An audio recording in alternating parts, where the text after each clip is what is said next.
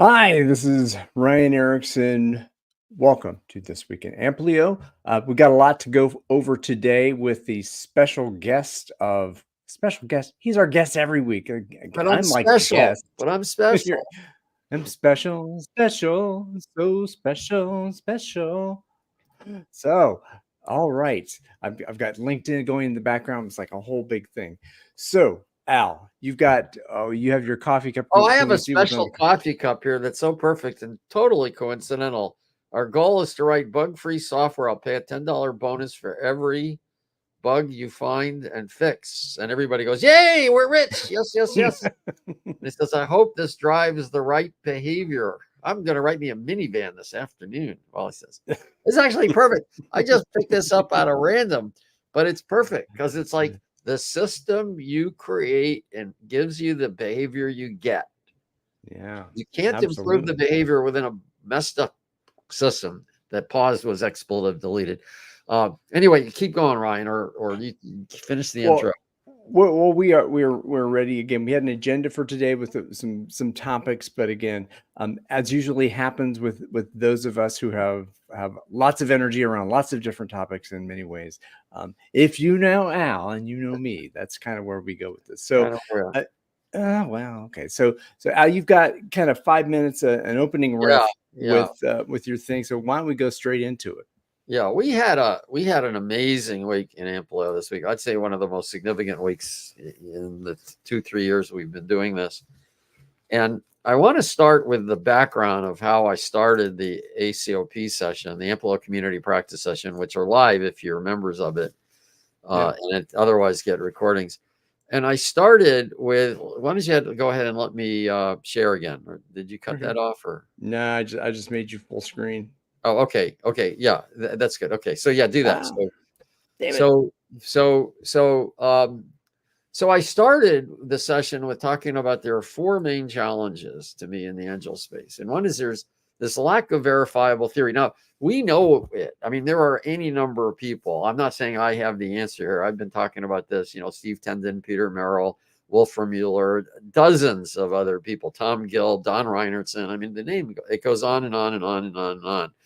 And when I say verifiable theory, I don't mean theory like somebody's made up this why this works. I mean things you can verify yourself with your own experience and your own thought process. We don't have this in the agile space.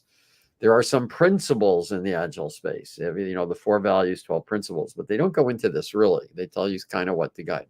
We're not being driven by value first. This is why feature factories are so prevalent in Scrum, why it's hard to align things. The cost of education is 10 times what it should be for ongoing education. I'm not saying people are overcharging when they go into a company, into a private workshop or something like that, because that's expensive. You've got very intelligent, very capable people doing their time, and they have to charge between $3,000 to $8,000 a day, whatever it is for how many people you have. But with the technology we have today, training costs should be 10% of what they are. And that's what I'm doing in the Amplio University. I mean, basically 6 months, about 100 hours of live interaction over 6 months for $1,000. And then it goes down a little bit for you re-upping for materials and things. I'm not saying my approach is the right approach, but I'm saying that training can be made lower, and it needs to be. And there's a reason this is a real problem. We also don't talk about how people listen, learn, react, and resist. Much of the problem we have is because we're not paying attention to what you could call the behavior of people, the ingrained, non-logical thought process, how we are kind of machines in a sense of automaticity, automatic reaction, and we don't do that. So I kind of started with this, but then what happened over the rest of the week with the combination of the free Amplio community practice session, and then we had 5 other sessions actually. I stepped back and I said, look, we are in a dysfunctional state. And I keep seeing people on LinkedIn talking about how we can fix this and fix this and fix this and fix this. And nobody's looking at maybe the system is broken. Maybe the reason things happen, like if you're sending fleets of ships through iceberg infested waters, you shouldn't be telling them how to avoid the icebergs. Maybe you ought to go on a more southerly route if you're in the northern hemisphere. So here's where we are right now in my mind. We have a foundation of 4 values and 12 principles. Okay. And these are not sufficient. And people can talk about an attitude, but I believe, actually, I do believe in empiricism. And I believe when we get evidence that something's not working, when we should take advantage of that evidence. We also have a simplistic attitude. Everything, I always hear it's about being simple, about staying simple. No, it's about being sufficient. It's about getting things to work. It's not, this simplistic attitude has been killing us in so many ways. So our approach is to create simple frameworks and then have expensive training, in my opinion, for what could be ongoing. And that means it's limited. That's the impact of it. I'm not saying I like money. I'm not saying anything's wrong with people making money. I'm not saying that. I'm saying that the more expensive training is and the less budget you have, then you're not going to get what you need. So people have to reinvent well-known practices because also of this simple attitude. Let them figure it out. The evidence is they don't. Why? Because they're busy working. They got pressure on them. And then when it doesn't work, blame the people and tell them they don't have an agile mindset. Now let this sink in. I see this all over the place. And we're going to have 15 minutes of discussion at the end of our riffing together. And you can challenge me on this, but I'll tell you, I don't think I could pull up any number of LinkedIn things in the last 2 days. We blame management. We blame individuals. We blame Scrum Masters. We blame life coaches. We blame everybody, but we don't blame the system. We're trying to fix things within a broken system instead of fixing the system. And I've been saying this for a long time, and we'll get into it with this riff. People say you can't tell if a workflow change will be an improvement. Well, I can. Why can I? I'm not clairvoyant. I don't read minds. Well, I'll tell you why I can't, because I do something else than this. And a lot of other people can.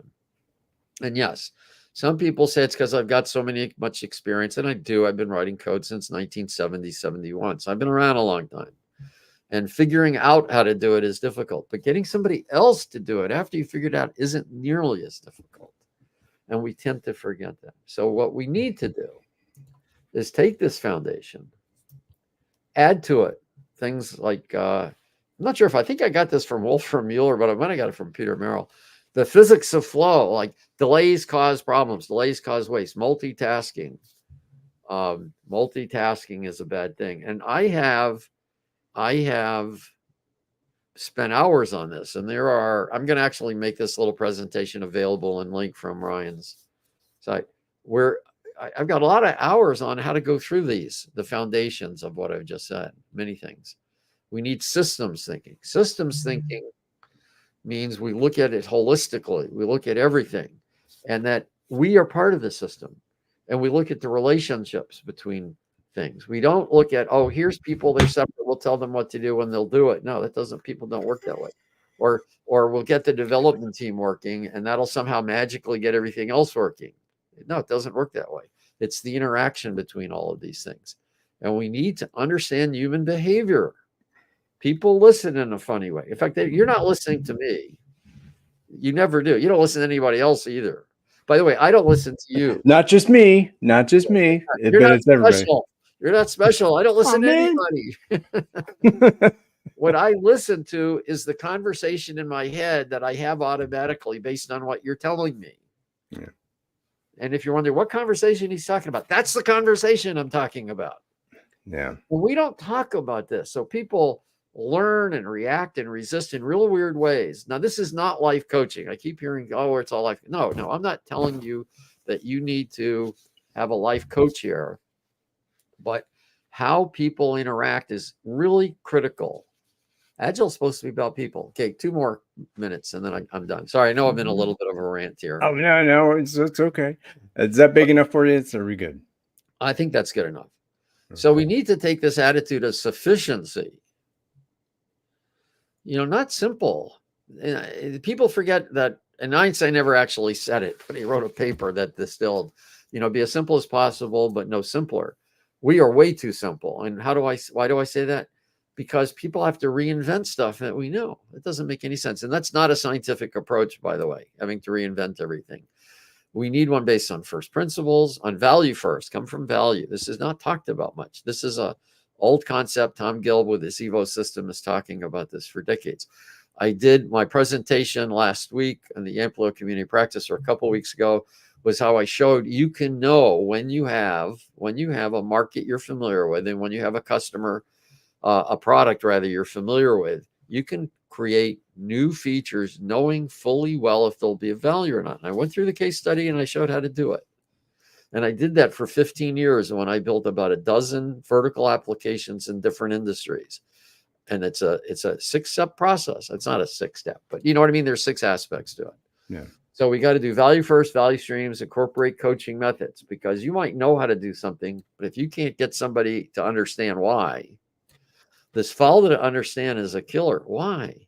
If you understand why, then let them understand why. But you see, you need to understand what's going on, and this is denied. Empiricism by itself is like being blind. And this goes back for years. When people don't understand why, they resist it, even if you've got data. Okay. So we need to provide, I'm sorry? No, I was going to say just a lack of understanding is perceived as resistance. And that how do I give resistance that pop, and I need to break that resistance out. Those resistors are idiots, and they just don't understand me. There's that too. But if they, I don't mean that they don't understand what you're saying. It's that example of Semmelweis I talked about, where he had data on what the physicians had to do, but he couldn't explain why the reality worked. So they understood the data. They were told, do this. Look, notice when we do this, people don't die. But he couldn't explain why. And they therefore resisted the extra work he was asking for. So you're right too. There are 2 kinds of things. If they don't understand the why, they don't understand what you're saying. But if there's no theory, if there's no explanation as to why these practices work, it doesn't work well. And then people resist. And and then it goes back, oh, well, it's not my fault. These people are just stupid. They're idiots. Oh, let's get them a more certification training. So we need to get information to people when they need it, instead of having them figure it out themselves. But you see, this is not an easy problem. I've been working on this for years, and I think I'm finally getting there with Amplio University. And then you get the right information at the right time. And this, by the way, AI is going to help this, even with bad systems. AI will start giving people the right system. And this is why personally, if you're somebody with a Scrum Master or team lead and you don't have a lot of experience, I do think AI is going to replace you. Justifiable or not, I'm not saying they're going to be better, but management is going to think that's what they can do. So what we want to do when it doesn't work, improve the system, stop blaming the people. We've got to fix this. And this is broken.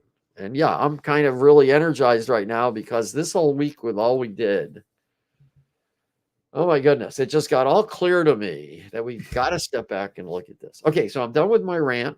That wasn't too bad. No, we're at 13 minutes. You had to be good. So we got a half an hour to riff. Let's riff for a half hour. You have a list of the things I did. I can put them up one at a time, or you can riff on them. You now are in control for 30 minutes. Oh my gosh, I got 30 minutes. Well, let's control as much as you can be with me. You know, I'm not control. So the topics we had on the list were common problems and myths. I think that's kind of what we're going through here. Bad Scrum thinking, Kevin, versus use what we know while getting free feedback. Penta versus the iron triangle, flip or otherwise. DevOps, talking to technical people. How to innovate and give people what they really want, and knowing if features and workflow changes will be useful. That doesn't sound, I think that's a little bit apart from what you're talking about here in terms of it is actually. Let me explain how doing all this got me to talk about what I was talking about. When I go through and I see all these things we did, I said to myself, well, this isn't what's normally done. I mean, I've been called a liar for saying I can do stuff like this, but I can show you how you can do stuff like this. And some of it's not that hard. DevOps, obviously. I'm not even an expert in DevOps, but I do know how to get it started in an easy way without any real training, and you can make some headway. I do know how Scrum Masters can talk to technical people when they're not technical. Believe me, I'm not talking about how they code. There are other issues. And I don't believe you have to be technical. If you look at the case studies I've written, which I've got a half a dozen, none of them, not one, involved technical skills. They all involve workflows. Workflow kills us, but people don't know. But my point is, when we did this after the week, and I was thinking about this morning, I was just really getting this. This is the messed up system. This is where we need to be.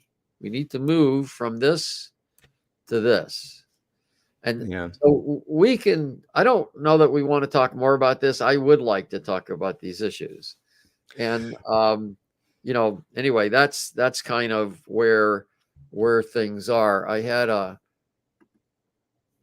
here it is. Like what we started with here, I can show you this just as an example, and I'll give a link to this board. This is a public board. What we started with the session on Tuesday was we talked about problems, causes, solutions, benefits. I'm starting to add links to get more information, and I've got about 23 common ones. And then I added this. These are myths, and I've got about an equal number, and I'm adding more. This still in play. And then what we do is we just chatted about this, things. We talked, this was the things I did yesterday or a couple days ago with ops, but I just love this. This is kind of a human thing. Everybody's a genius, but if you judge a fish by its ability to climb a tree, it will live its whole life believing it is stupid. People are competent in different domains. Anyway, my point was, we can talk about these and that would be good things, but these are common problems that I see talked about all the time. And these are common myths that are just wrong. And these pervade the space, and that's how I got to that big picture. So anyway, I'm sorry, I keep taking control again. I don't really mean to be doing that. So it's up to you. You ask me questions. No, well, that's okay. I think we already have several questions that are coming in here to. Oh, good. Maybe we just deal with questions. Maybe we just let people give me questions. Well, I think the big thing here that there's a lot we're talking about, that there's theoretical assertions about what may be happening, but they're not informed, that the practices aren't informed by theory, by verifiable theory. I think that's kind of a basic bit here, and that Chris has come with his first comment, the theme here. Okay, so the feedback loop between theory and practice, there isn't. When I say verifiable theories, that's a great question, Chris. When I say verifiable theories, I mean it's something you can know to be true, and then it's a continual loop. This is what plan, do, study, act, or the OODA loop, observe, orient, decide, act is. It's like you have an understanding of how things work and why things work to some extent, and then you try something, and then you not only see what happens, but you also work on this model of understanding. So the two go together. You can't separate them. When you I think Deming said it the best when he said, theory by itself is useless. I totally agree. Theory is just theory. There's no good theory. That's why I say verifiable theory. And when I say verifiable theory, I mean you can verify it. You don't need me to go through some long thing. Theory by itself is useless. Experience or practice, he says. Practice is expensive. So these go hand in hand. This is something I've talked about for a long time. Inspect and adapt is all about experience. It's all about empiricism. Hey, what happened? Okay, I'm going to adapt. PDSA is I do something, I see what happens, I improve my model. It's double loop learning. I'm checking how I'm thinking about things. Practice informs theory, and theory informs practice. Because if you get a result you didn't expect, you stop and you say, well, why did that happen? But not just when it fails. My biggest insights actually have come from when I listened to somebody else that I knew this had to be wrong. There's no way what they're saying is right. And I only listened to them because, well, they're smart people. So I listened to the smart people, but that didn't convince me. But what I was doing wasn't working. And then it worked. And I said, what happened? And I studied it. And sometimes it took me weeks to figure it out. It's like, I don't do what Winston Churchill, one of my favorite quotes of his, is he said, man occasionally stumble across the truth, but most of the time they pick themselves up and move on as if nothing had happened.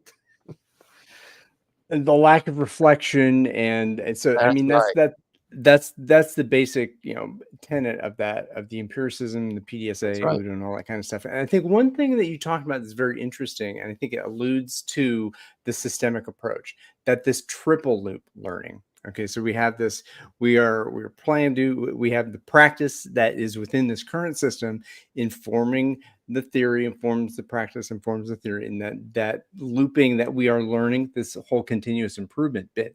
But if you're doing that, are you really examining the entire system within that particular PDSA loop in these nodes of a network, if you will? Yeah, can you share my screen again? I'll show. Actually, I'm going to do this in 2 stages. There's single and double loop learning. I'd actually mentioned double loop learning, but there is something called single loop learning. So in like if you have this theory, assumptions, your model, and then you do something, so and then you get some results. You do this single loop learning is basically inspect and adapt. I'm getting better and better at what I'm trying to do. But double loop learning says, in addition, see if there's a better way. So plan, do, study has single loop learning. Plan, do, study, act has improving. But when we get results that deviate, better or worse, then we do double loop learning to see if there's a better way. Now, there's the triple loop learning is basically getting better at how to do single and double loop learning. It's actually learning to learn. Okay. These are in, I don't know, I've got these on my website all over the place. So you have this single, how do I get better at what I'm doing? How do I learn?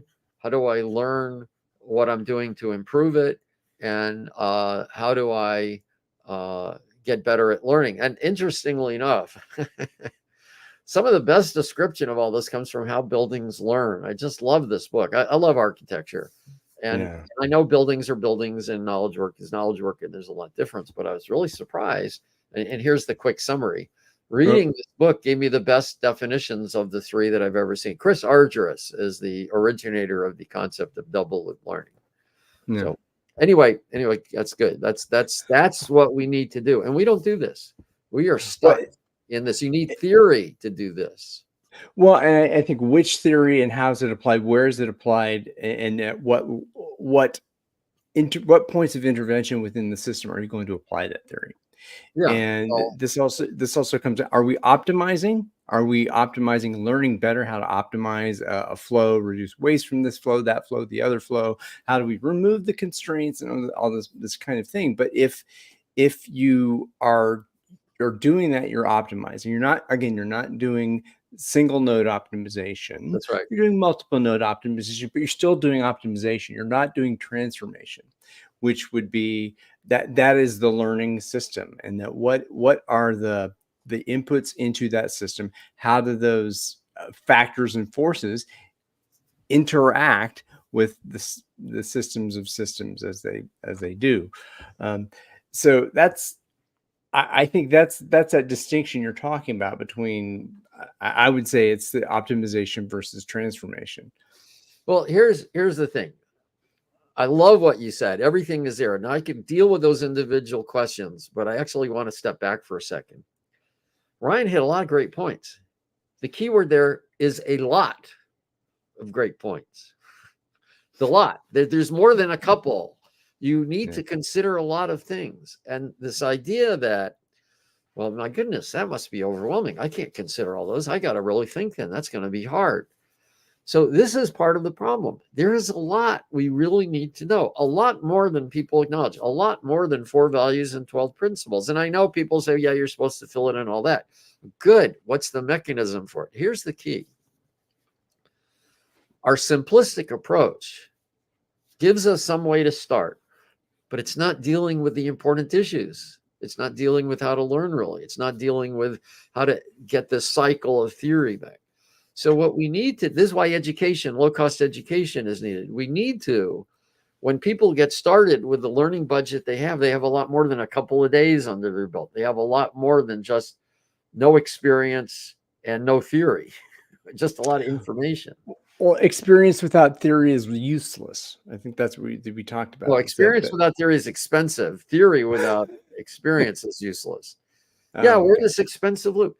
Training, the cycle we're in benefits the trainers and consultants in the Agile space more than anybody else. And I know that sounds harsh, but it's true. Well, I think it's good. if you've learned how to educate in a particular way, and in some situations, you know, that a particular scaled agile framework, for example, I mean, you're required to teach. Well, you have to use their assets, Yeah, that's and why I that, stopped being an SPCT. I had been using yeah, SAFe successfully because I made it agile in a sense. I know it is right. possible. It is Well, possible. It isn't it is now. possible. It's the exception rather than the rule That's right. to teach the nuance of that. How do you adapt these particular patterns? And if you view it as a collection of patterns, similar to what happens when we do that in Amplio, Yeah.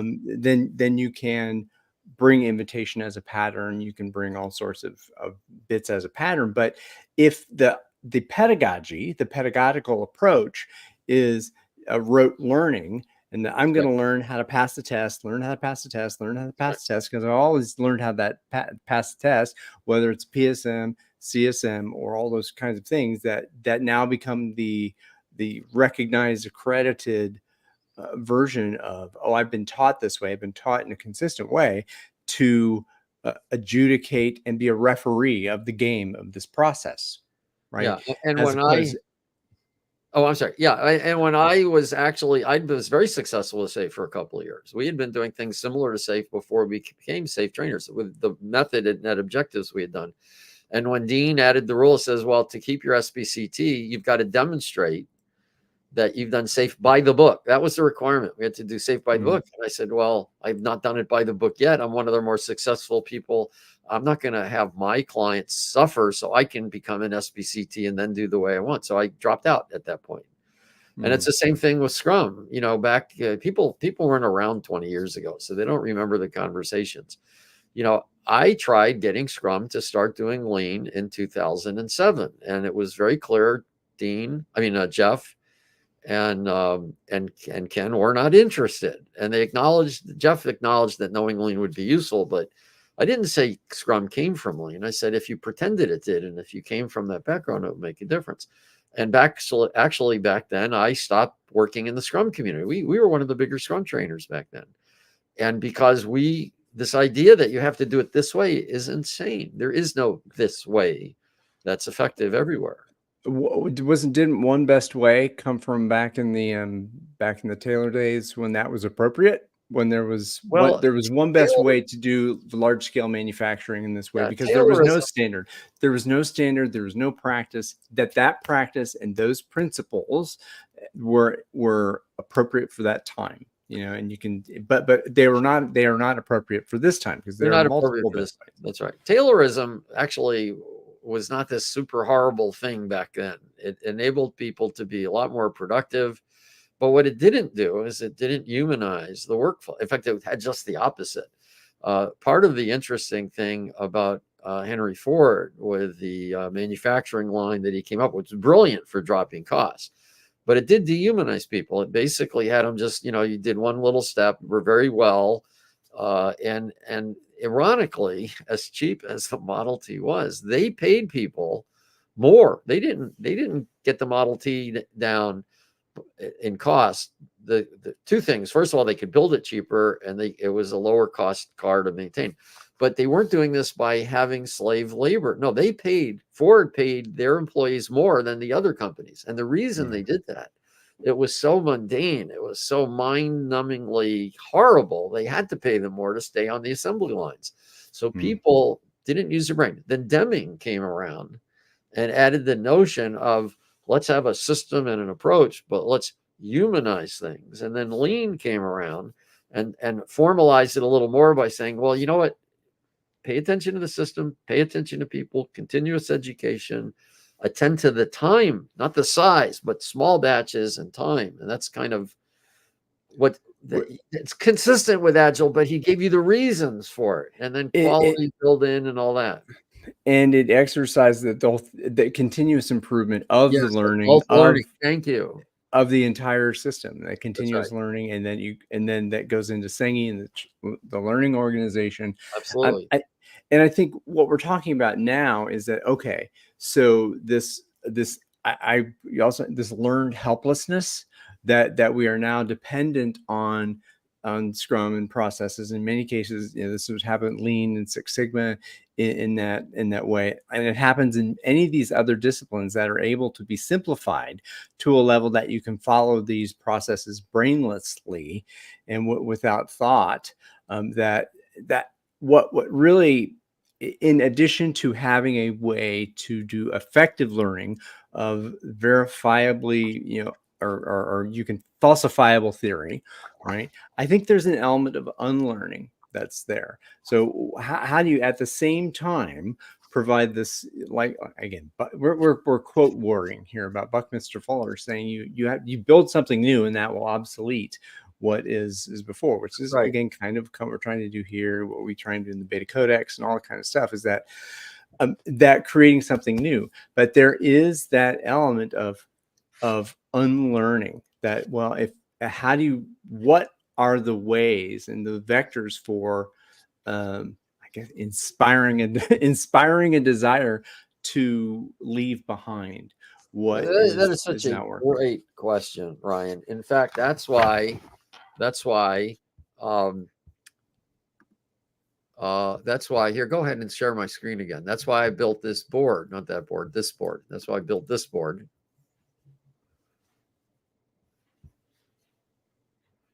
It's like the old Zen master story, where this guy comes in, he's really knowledgeable, and he talks to the Zen master and says, "So Zen master, I want to learn what you know. I've studied everybody. Please, I need your wisdom." And the Zen master starts pouring tea in the cup, and he starts filling it up, and then it starts filling and it overflows. And the guy's looking at him, at the Zen master, strange, until finally the tea is spilling off the table onto the guy. He says, Zen master, don't you see the cup is full? And the guy says, and the Zen master says, yes, like your brain. There's no room for something else. And what you have to do, you can't just wipe your slate clean, is my experience. People don't just get rid of what they're thinking. They need to see why what they're thinking isn't accurate. Because one of the things about human behavior is we create our reality in our thinking, and many times we think our thinking is reality. Like being based on an empiricism is sufficient. You see this all the time. Oh, I believe in empiricism. Okay, great. Who doesn't believe in empiricism? We don't always follow the data, but it's not sufficient. You must follow and understand. No, it's good that Scrum is simple. No, it isn't. Being purposely incomplete makes sense. No, it doesn't. And a lot of these come from Scrum, but they pervaded. This was one thing I talked about in the ACE program this week. Why do I think, you do this, it's pervaded the thought process. Anyway, there are about 20 of these. I don't have them all down. I'm in the process of dumping. Well, I guess some of these, what you're alluding to is that if we go to the top, each of those myths, they're kind of directionally true. Yeah, they're directionally true. That's right. And that's sufficient. Well, it's insufficient because there is a need. So what do you do with the knowledge that you gain from informed experimentation? And what are you learning, evaluating what you learn? Again, just empiricism. Hey, yes, an empirical process is important. Yes, and that this reflection is important, and this, again, the PDSA acting is important too. Yeah. So okay, can we read the problems caused? Oh, yeah. Well, just one thing before that. So I want to address this because I love what you said. They're directionally true. So there's some directional truth here. To truly understand, you have to do it. That doesn't mean you don't have any understanding up front. And the thing is, the being purposely incomplete, it makes sense not to overwhelm people. Absolutely. But it doesn't make sense to not give them the information they need when they need it. So here you go. I want to hop in there. Is that if you use this as language, we were talking about, well, how do you do language learning? What is the best way to learn language? Would be to and we hear it ever, to immerse in the culture, to immerse in people who are speaking the language, and to observe that, to gain curiosity. You have to have space to say, okay, I can understand these words. I can understand basic verb, subject, verb, object. Okay, I'm getting that pattern. Now I can, understand. I can listen to it. Maybe I can see it if it's in written, but how do I then use that language to communicate ideas? That Right. is such a brilliant metaphor, by the way. It's absolutely dead on. But keep going. Sorry. No, I mean, and that's it. Because I think, and again, I come from music as well. You got to know, even maybe you're not going to music school and learning all the history and the theory and to become a authorized, not adjudicated, but accredited kind of musician. I've got this degree, so I know all the theory, right? But that's useless without, I have to have at one point to get into music school. I got to know the notes. I got to know phrasing. I need to have proficiency with my instrument to meet this level of, okay, now you have proficiency to be able to be accepted and respected within a practice group, within a band, within an orchestra, within whatever kind of ensemble you're going to play with, in order to make music that sounds good, or a product that works properly, or a product that meets a need, all that kind of stuff. But it is useless without having the notes in your hands, in your ears, in your head, so you can communicate with them. And again, it's the same with language. You can say it's the same with cooking. It is the same, I would say, at this principal level of any kind of practice that you practice. You practice, man. How do you get to Carnegie Hall? Practice, man. Practice. I love that metaphor too, because I'm also a musician, kind of a decent amateur.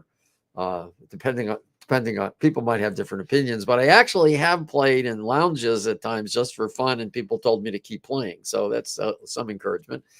But one of the things in music that's interesting, so if you've ever seen a piano, you'll see there are a bunch of white keys and black keys, and music can be played in what are called different chords or keys. One key is the key of C, which has, you have C, D, E, F, G. Then it goes over. Yeah, right there. Perfect. Okay. So the thing is, when you start playing music, you start playing in a key that doesn't have any black keys. Why? Because it's simpler. Because the white keys are easier. You don't have to worry about the black keys. So you can leave all that out. So you learn how to play in some simple key like that. And then you discover the tonality of what's called a major chord is different than what's called a minor chord. So instead of playing the key of E, you play the key just half down from E, which is a black key. And now you've started to get a little more complicated, but it's okay because it's a small delta. And we're already talking a language that a lot of folks here don't understand. And you get into that very quickly to a point of, oh my gosh, what are you talking about? Minor keys, major keys? And I'm tuned out. Show the keyboard. I saw you had that keyboard. So show the keyboard if you can. Freaking mess, but. Oh, okay. Sorry. No. The reason is, see, he could play where I'm talking about all the white keys and you'd hear one tone. And then if he just play like from C to C. This is perfect. Or just play the C, play C major. Yeah. Okay. Now go do the same. Now play C major.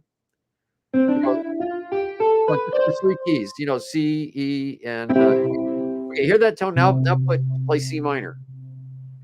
Hear the tonality difference. Now, by the way, notice I didn't tell him which keys to play. I told him to play C minor, and he knew what I was talking about because we have a language called chords. Now play the F major chord. I knew he was going to do that. Why? Because we have a common language. Now play F minor.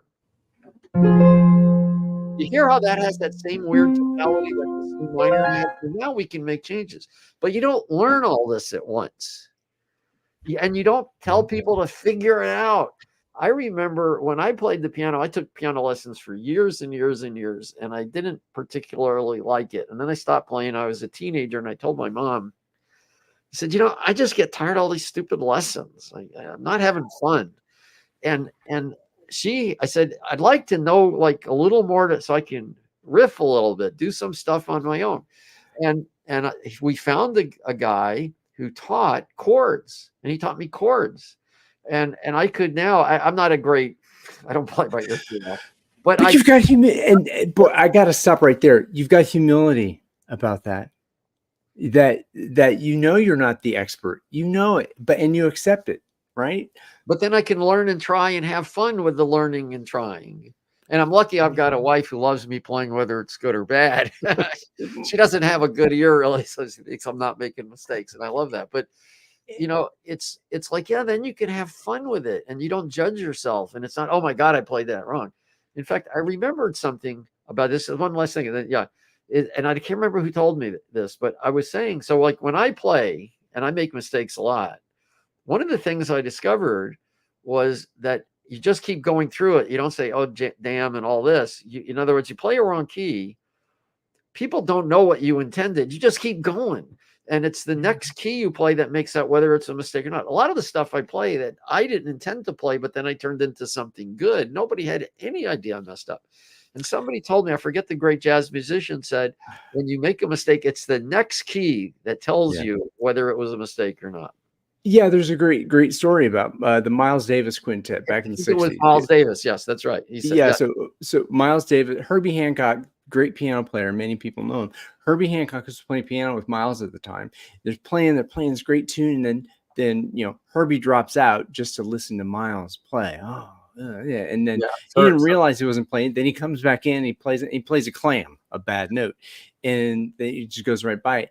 And then what Miles does, he listens to that note. He's thinking it was on purpose, and he plays off of that note and uses that to go somewhere else with it. Yeah, because like if see again, those keys make sense, and sometimes I'll play a key above I meant to, and I know it immediately, but then I just play the key above that, and it sounds like I'm doing a run up. Yeah. Because I know that sounds better than staying on that off discord, because I know music sounds better when you create tension and then resolve it. Anyway, talk about riffing, man. We're really riffing here. But it's this idea, you learn a bass, you learn some theory. And see, this is the key. It not only gives Ryan and me a common language, chords are a theory that I can use when I'm playing music. I know which keys are going to sound in tune. Now, that doesn't mean I'm going to hit it. But I know what should be played to sound a certain way. Why? I've never played it before, but it's this theory. And people are always talking about jazz musicians as if there's no theory in jazz. Like hell, there's no musicians in jazz. They have the exact same notes, the same chords, the same theory. What jazz just has a different freedom within that theory. Well, and that's the thing. And that language of jazz, I think it's a perfect example here, because in the traditional American songbook form, it's a very simple, right? So there's A, B, A. So section, different section, like verse, chorus, verse. Very simple. And you got the melody that goes here, and there are certain chord changes that are different for each song. And then to be a respected professional jazz musician, you got to know all the chord, all the harmonies, all the varying scales that sound different across that scale, all of that stuff.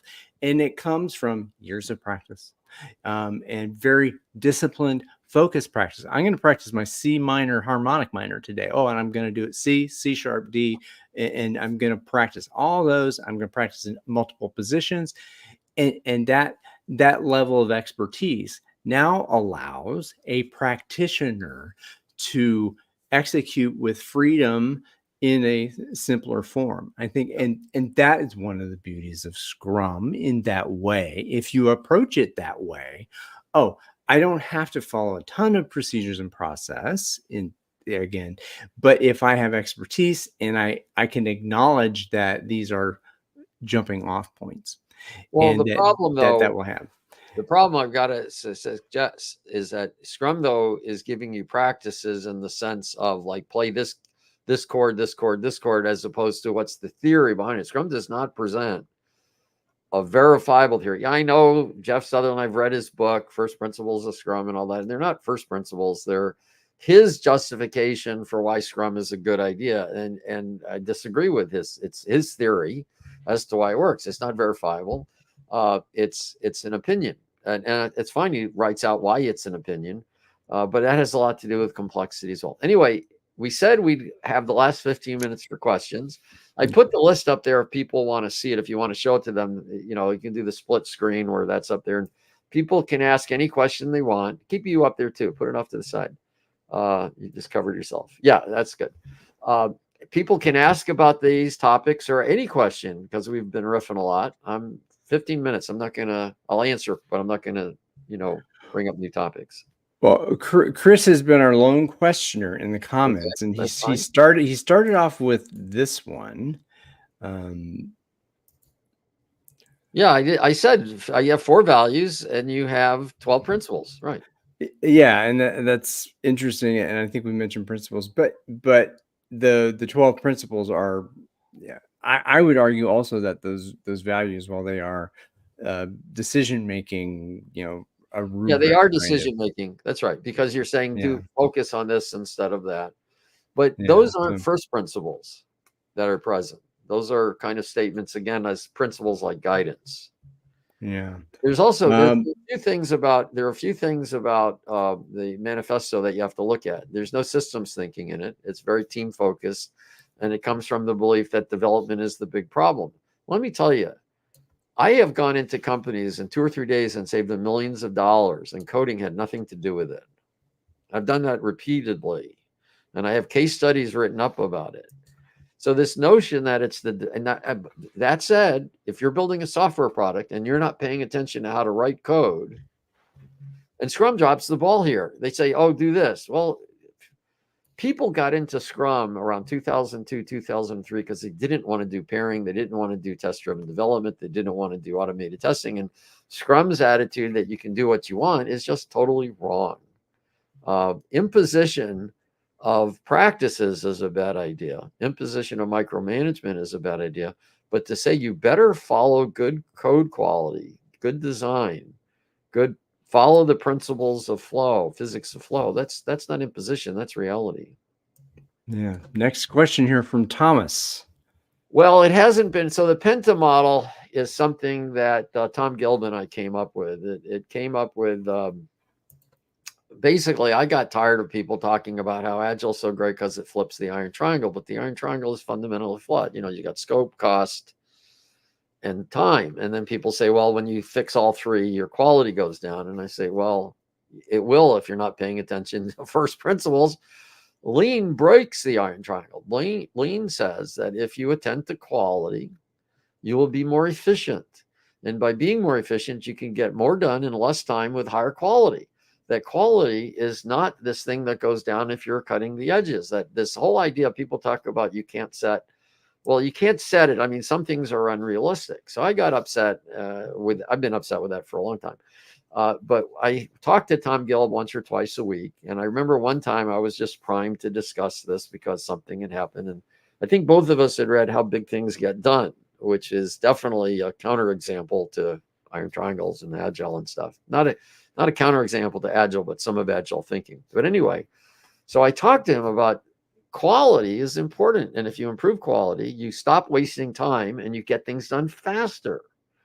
And you you get things done faster. You don't necessarily go faster. So we started talking about it in the Penta. And I'll make links for all this and give them on that thing. So the Penta is something that here, can you go to show my screen? So I'm at Success Engineering. If I take resources, actually I can just take resources right here. Tom Gilb resources, that's the hardest, but search for Penta and you'll find it down here. And Tom wrote a paper. So we discussed this. We kind of jointly got the idea, but he wrote this pretty much by himself. I gave him feedback and stuff. But we talk about instead of scope and cost and time, we talk about scope, the values you're driving from, efficiency, resources, and designs. And yeah, I know Agile, we include people in there, but we don't mean people. We mean just any capacity. And we couldn't come up with a better word because we don't mean just people. So we're not calling people resources, this bigger, broad thing. But anyway, this goes through this. And the reason it hasn't gotten popular, Thomas, is because we wrote it, we stuck it out there and haven't been popularizing it. Tom is one of the greatest resources in the world. And almost nobody knows who he is, it seems. You know, he and Don Reinertson are the two gurus, in my opinion. So I've decided I'm going to start promoting this more. I did talk about it in the ACE, and we found an hour conversation wasn't enough. So we're going to talk about it. So again, when I say ACE, that's a particular track of, you know, this thing I call Amplio University, the 6-month program I was talking about. And the thing is, it's so broad that I realized that people in it were like wanting to be better consultants, but I've since made different tracks for different people, because I don't really expect everybody to go to all that I'm making available. But anyway, so it needs to be promoted more, Tom. It's very consistent with the thinking I've been doing for the last 25 years, 30 years. Maybe Tom will want to be a guest here at some point, possibly. Oh, that would be cool. He's one in my ACE program. That could be fun, describing what it's been like being in that. That would actually be fun to have a participant in the Amplio University be on here, and especially Tom. I love Tom. Wow. I kid him a lot, because Tom takes the space of telling me where I'm wrong or what I've missed a lot. But that's what you need in training. I don't say everything right. I don't say everything perfectly, and I leave things out. So when you have somebody who can do that, and when you welcome him, I'm always telling Thomas how great it is that he does it, Thomas, actually. So it's a different environment. It's a co-creation environment, and that's what we need. Anyway, other questions? I'm rambling a bit. Let's see. I think Chris is back with another question. It's 2 parts. The 4 core values, tensions to balance. We talked about that kind of decision making, and in what way, how much. Well, I mean, individuals and interactions. How much do we focus on the team versus the process? Is the process broken, or are the relationships between people broken? Maybe the other. It's not a balance. It's a holistic view. You can't separate them. Well, I think that would lead to oh gosh, Barry. I forget Barry's last name, but this idea of polarities, that polarity thinking. I'm not saying there's not verifiable theory in the manifesto, but it's not clear to people what it is. Yes, these are things you should do, but I'll look at it while you're going. I don't want to get into an argument about the manifesto. It's not the point. Still, it doesn't. I don't. Chris would agree with you. I'm pretty sure, Chris. About it doesn't take away from my contention that people are not being properly trained, because training is expensive and there's not theory. So our highest priority is to satisfy the customer through early and continuous delivery of valuable software. Okay, what if you're not building software? Welcome changing requirements, even late in development. Agile processes harness change for the customer's competitive. I love that. That's absolutely true. That's something you should do. That's not theory. Deliver working software frequently, from a couple of weeks to a couple of months, with a preference to the shorter time. Why not continuously? Business people and developers must work together daily throughout the project. That's a good thing. How do you do that?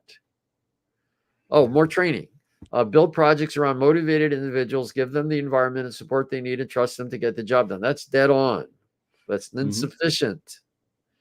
Because it doesn't speak value first. That's building around individuals, unless you now say, I guess motivated individuals could be as far as the executive on down. But that way. And I think this is part of where definitions and distinctions come in. So to motivated individuals doesn't mean that someone else motivates you, right? It's self-motivation. Don't demotivate. Well, is intrinsic motivation. What do you believe? What do the folks who are in control of the design of the system, or who have founded the system, that what do they believe about human nature? And if that belief is founded on this Douglas McGregor theory X, that people need incentives to be motivated, and that motivation is, oh, I have to grab the carrot and not be sticked, as opposed to, I wish to do this, I choose to do this because this is something we agree to do together. I mean, all that kind of stuff. What do you believe? And that is, again, Jim Highsmith, for as much as he does kind of get dragged on, but he alludes to it in the history, and about what are the systems in place that have that. What are the causal factors that said, why did this movement happen? What were the but the manifesto doesn't address that, and it's directly Well, by the principles and values. yeah. It's alluded to but not addressed directly. Well, when you talk about motivation, see, I think people inherently want to do a good job. Now, they may have had things that have pushed them away from that. So some of an environment is like, we want acknowledgement for what we do. We want to get people. Do we want to help people? I personally think developers really want to make a difference with people. And I know from my own self, one of the ways I learned how to do Agile before Agile was every now and then I would do something that was my cool idea that nobody cared about. I didn't get mad at them. I didn't think they were stupid. It was like, oh my God, I spent all this time. I wasted all this time. I wanted to make a difference and I didn't. So what we have to look at is holistically what's there, but we have to come from value to the customer. And I'll tell you, there's no clue on how to do this here. It's some good stuff, but some of it's even wrong. Working software is the primary measure of progress. No, I can have a lot of good software if it doesn't give them value. What does working software mean? It's working, yeah, but nobody cares a shit about it. That's not it works, but it's not doing what it's whether the focus is wrong, and it's good stuff. These are good aphorisms. These are really good. Yeah, let's try this, but how do you do it? Best architecture requirements design emerge from self-organizing teams. Well, yeah, but how do you get them? How do you get self-organizing teams? So these are what's the word, like goals you should be getting to. What? How do you it's a constitution without amendments. Kind of, but it's a little bit. It is kind of like that, actually. It's why simplicity, the art of maximizing the amount of work not done, is essential. Now that I agree with, but it's misunderstood. So if you don't create waste, you're minimizing the amount of work not done, because you're maximizing the amount of work not done because you didn't create all this waste to fix. That's great, but that's not how it's interpreted. It doesn't mean the process has to be simple. It means the process has to drive quick value. Let me ask you this. Would you like to live next to a nuclear reactor where their idea was, let's be as simple as possible? And this is the point. And would you want to live in a building that was designed according to a lack of standards and kind of these emergent practices? You want to have a building built according to a standard of practice, and that's why they have that's why certain certifications about engineering and about building and the codes, there are laws. I mean, all those kinds of things that developed in order to address the risks of doing something at a particular stake. If lives are at stake, that's one thing. If crappy software is at stake, that pisses somebody off, well, that's a whole different thing. That there's a polarity, Chris, but between this, how much process versus how much play is involved. So. Yeah. Let me close with one thing, and I'm happy to keep taking questions. I don't have a quite deadline or anything, but here, can you show my screen again? I want to show, because I know we haven't actually got to the topics, but if people want to get more, if you go to Success Engineering Works, which is basically my homepage. Here, actually, what I got. If you go to just a second. Is it the presentations link? Yeah, just go to Success Engineering. I don't know why I'm not getting here. Let me just go. Yeah, that's not what I wanted. And Chris, I do know you're not trying to argue. I didn't think he was. These are good issues. So yeah, if you go to Success Engineering, the homepage, you go to resources, presentations. I put this one up here, and what I like about what I'm starting to do, we did cover a lot of things. So here's the presentation. But so I talk about why theory is important. And then at 9:36, I have this board that I showed you already. That's a link to the board. And I talk about common problems and myth. And then at the 14, we talk about Scrum Masters could speak to technical roles. We spent a bit of time on that. And then we talk to a question about Kinevin. Okay. Now, by the way, this is the new format for the Tuesday sessions. They're always Tuesday morning. I've decided to do them every Tuesday. I used to skip one every now and then. But all you have to do is go to the website, go to Amplio University, pull down Amplio Community of Practice. It's free. Okay. I haven't updated this yet. It's actually, there's one next week, not the 24th. I forgot where this sidebar was. And you can join here for free. Okay. And then you can attend live, but you don't need to attend live if you don't want to. You can continue to go to the presentations and see them. Our next presentation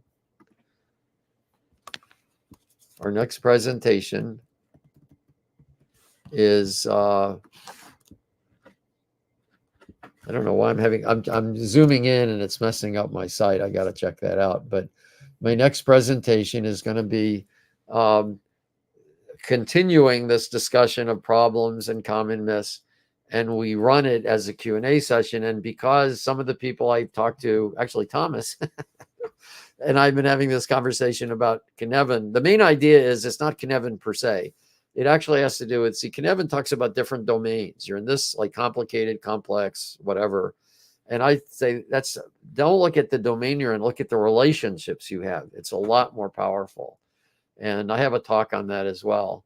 But anyway, so if you want to get into that conversation next Tuesday, 8 a.m., register. You can be there live. Otherwise, because this way of doing it is very cool. The way we did it is somebody asks things about how to talk technical, and we just have a conversation and different people chime in, and I put some notes down about different things we came up with, and then I kind of write that up a little clearer. Anyway.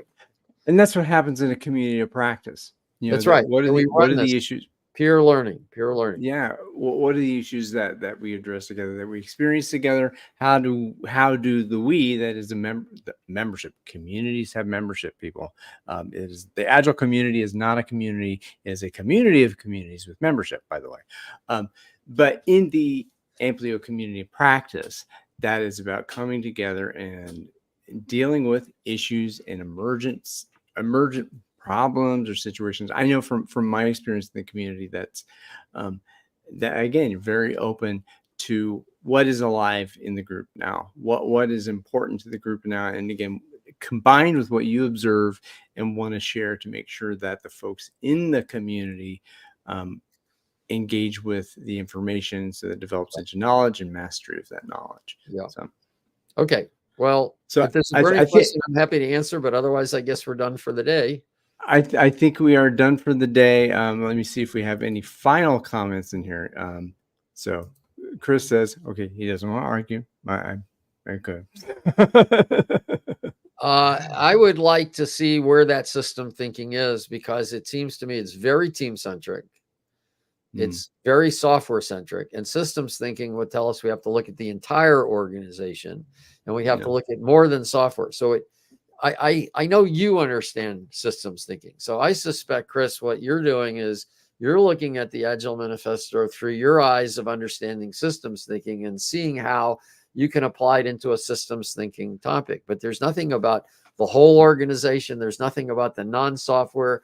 It's all about the team and the customer. And they sometimes mention a couple other things, but that's insufficient systems thinking. Let me put it that way. Well, it's the software development team. And that is a system inside a bigger system, and that bigger system relationship is completely ignored. Yeah, that is there. And I think that is a great topic. Maybe you will take that into next week. Maybe we don't. So maybe I'll stop putting the agenda up there, so then we'll go wherever we go. We're happy to come to, happy to do that. Come to a ACOP session, Chris, and talk to me about systems thinking. I'm happy to do that. That's fantastic. Al, anything you want to say that you haven't said today? I think we really need to look at how we learn and grow on a daily basis, not spend $1,000 every few months trying to get better and looking at what cert we can add to our resume. And I think what you all out in the audience need to look at is you're seeing that Scrum and Agile are being really defended now as, oh, Agile's not dead. I never said it was dead. In fact, I've never even seen a post that says it's dead. Most of the posts I see are it's stagnant or it's not doing as well. I've never said Agile's dead. It's just not doing as well as it could.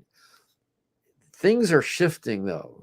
You can get ahead of the curve, or you can stay where you are and things will get worse, in my opinion, in Agile and Scrum, unless you get ahead of the curve. Then there's this huge opportunity. So I would suggest that you look and decide, do you want to be leading or do you want to be following in what I find the declining market space? Absolutely. On that, the mic will drop. Boom. My only thing to say as we land this ship gently is thank you for the precious gift of your time and attention. Those of you in the audience, and Al, thank you for your presence, Oh, and we'll thank see you you for next doing this. week. Yeah, thank you, Ryan. All right. See you, folks.